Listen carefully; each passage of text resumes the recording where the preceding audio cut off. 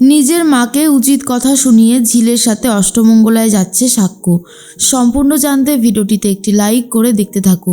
গল্পের শুরুতেই দেখা যায় সাক্ষ্য ঝিলকে বলে, তোমার মনের মধ্যে অনেক ঝড় চলছে আর সেটা আমি খুব ভালো মতন বুঝতে পারছি। কি হয়েছে আমাকে একটু খুলে বলো তো ঝিল।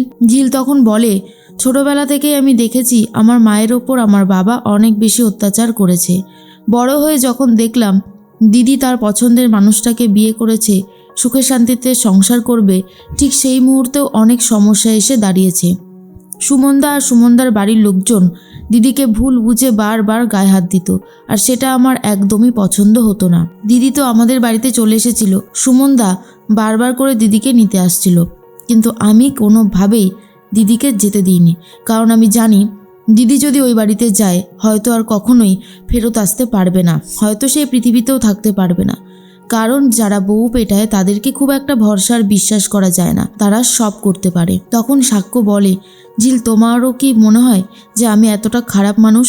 ঝিল তখন বলে, না সাক্ষ্যবাবু, কখনোই সেটা মনে হয় না, কিন্তু একটা কথা সবসময় জেনে রাখবে, তুমি যদি সবসময় একটা মানুষকে অপমান করো, বস্তির বলে তাকে ছোট কথা শোনাও, সেটা কি ঠিক হয়? সেও তো একটা মানুষ, আর তাছাড়া তুমি বা তোমার পরিবারের লোকজন সবাই তো সেটা জানো। বারবার বললেই কি সেই সত্যিটা মিথ্যেতে পরিণত হবে? তেমনটা তো নয়। সাক্ষ্য বলে, চৈতিটা মাঝখানে এসে বারবার ঝামেলা সৃষ্টি করছে, আর এমনটা করতে দিলে চলবে না। এবার তুমি দেখো যে আমি আর কখনোই তোমাকে অবিশ্বাস করব না, কিছুতেই না। ঠিক সেই মুহূর্তেই ঝিল তখন বলে, আগেরবার তো অষ্টমঙ্গলাটা একদমই ঠিকঠাকভাবে হয়নি, তুমি তো ওই বাড়িতে যাওইনি, এবারে কি যাবে? মা হয়তো অনেক আশা নিয়ে থাকবে। তখনই সাক্ষ্য বলে, নিশ্চয়ই যাব। কেন যাব না বলো তো? তুমি যেখানে ছোট থেকে বড় হয়েছো সেখানে আমি থাকতে পারবো না সেটা হতে পারে? আমি অবশ্যই যাব।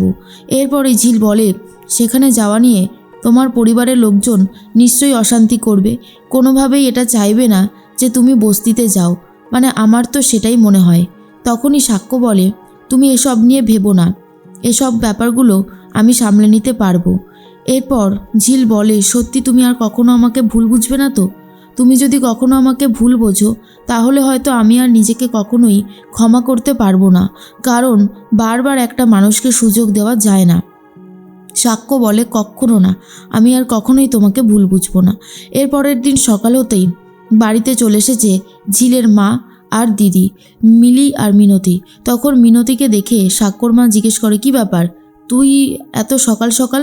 মিনু তখন বলে, বড় বৌদি, আজ তো মেয়ে আর জামাইয়ের অষ্টমঙ্গলা, আমি তো আগেই বলে গিয়েছিলাম, তাই আজকে আমি ওদেরকে নিতে এসেছি। তখন দাদুভাই বলে, তুমি ভাবলে কি করে যে আমি আমার নাতিকে ওই বস্তিতে পাঠাবো? কোনোদিনও না। কি আশা জামাইকে আর মেয়েকে নিয়ে যেতে এসেছে? তুমি তোমার মেয়েকে নিয়ে যেতে চাইলে নিয়ে যেতে পারো, তাতে আমাদের কোনো আপত্তি নেই, কিন্তু আমাদের বাড়ির ছেলে যাবে না। এরপরে শতরূপা বলে, দেখেছেন বাবা কি সুন্দর চলে এসেছে, ভাবছে আমাদের বাড়ির ছেলে চলে যাবে ড্যাং ড্যাং করতে করতে। তখনই মিনতি বলে, আসলে এটা তো নিয়ম, বিয়ের সমস্ত নিয়মকানুনই যখন পালন হয়েছে তখন এটাই বা পালন হবে না কেন? আমার যথাসাধ্য চেষ্টা করেছি, আমি সাক্ষ্যকে ঠিক মানিয়ে গুছিয়ে রাখতে পারবো। তখনই শতরূপা বলে, হ্যাঁ সেটা তো দেখেই বোঝা যাচ্ছে, সাক্ষ্য যেসব খাবার খায় তাদের দাম জানো কত? তাই এসব কথা বলে আর লজ্জা দিও না। তখন মিলি বলে, সব কিছু কি দাম দিয়ে মেটানো যায়? আর আমার মা তার পক্ষে যতটা সম্ভব চেষ্টা করেছে, একটুখানি মানিয়ে গুছিয়ে নিয়ে থাকতে সাক্ষ্যবাবুও পারবে। আমরা সাক্ষ্যবাবুকে মোটেও ভুল চিনিনি, উনি একজন সৎ আর ভালো মানুষ। তখনই ঝিল চলে এসেছে, আর এসেছে সাক্ষ্য, একেবারে ট্রলি গুছিয়ে নিয়ে এসেছে। তখন দাদুভাই জিজ্ঞেস করে ঝিলকে, ঝিল তুমি কোথায় যাচ্ছ এখন? ঝিল তখন বলে, কেন দাদুভাই, আজ তো আমাদের ওই বাড়িতে অষ্টমঙ্গলায় যাওয়ার দিন, তো আজ তো আমাদেরকে যেতেই হবে, সেই জন্য আমি রেডি হয়ে চলে এসেছি। দাদুভাই বলে, তুমি কি একবারও আমাদের কাছ থেকে অনুমতি নিয়েছো? মানে তোমার বর তোমাকে অনুমতি দিতেই পারে, তো এই বাড়িতে তো শুধু সাক্ষ্য থাকে না, আমরা সবাই থাকি। তখন ঝিল বলে, আমার সাথে তো কেউ ভালোভাবে কথাই বলে না, কি আমি কাকে বলবো বলো তো? আর তাছাড়া মা তো আগের দিন বলেই গিয়েছিল, আমি ভেবেছিলাম তোমরা সবটাই জানো, কিন্তু তোমরা যখন দেখছি জানো না, তখন আমি আবারও বলছি যে আমি আর সাক্ষ্যবাবু আমরা দুজন মিলে আমাদের বস্তিতে যাচ্ছি অষ্টমঙ্গলায়। তখন সাক্ষ্যর মা বলে, আমার ছেলে ওখানে গিয়ে থাকতে পারবে না, আমার ছেলে কোনোভাবেই যাবে না। সাক্ষ্য বলে, কেন মা, কেন যাব না? আমি অবশ্যই যাব, আর ওনারা যেভাবে আমাকে রাখবেন আমি সেভাবেই থাকবো। তুমি এসবের মাঝখানে কেন ঢুকছো বলো তো? আমি তো আগের দিনই তোমায় বললাম যে তুমি এসবের মাঝখানে ঢুকে বেকার ঝামেলা সৃষ্টি করো না, তুমি নিজের সীমাবদ্ধতার মধ্যেই থাকো। এত বাড়াবাড়ি করলে আমার আর ঝিলের সম্পর্কটা আবারও নষ্ট হয়ে যেতে পারে। তখন সাক্ষ্যর বাবা বলে, সেটা তো একদমই ঠিক। সাক্ষ্য আর ঝিল তো ছোট কেউ না যে ওদেরকে যা বারণ করব তা শুনবে। আর তোমাদের কি ভালো লাগে কি ভালো লাগে না সেটা আমার ছেলেই বা শুনতে যাবে কেন?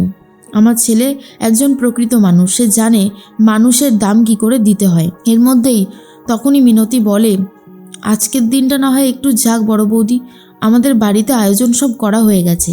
শতরূপা বলে, আচ্ছা মিনু, তোর যখন আয়োজন করতেই হয়েছে, তোর যখন এই নিয়মটা পালন করতেই হবে, তা তুই এই বাড়িতে এসেই পালন করতে পারতিস। মিনতি বলে, এই বাড়িতে এসে কি আর পালন করা যায়? যতই হোক অষ্টমঙ্গলাটা তো আমাদের বাড়িরই নিয়ম, তাই না? এরপর ঝিল বলে, আমি যাব, আর সেটা নিয়ে তোমাদের এত সমস্যা? এরপর মিলি আর মিনতি বেরিয়ে যেতে চায় আর বলে, ঠিক আছে আমরা তাহলে আসছি।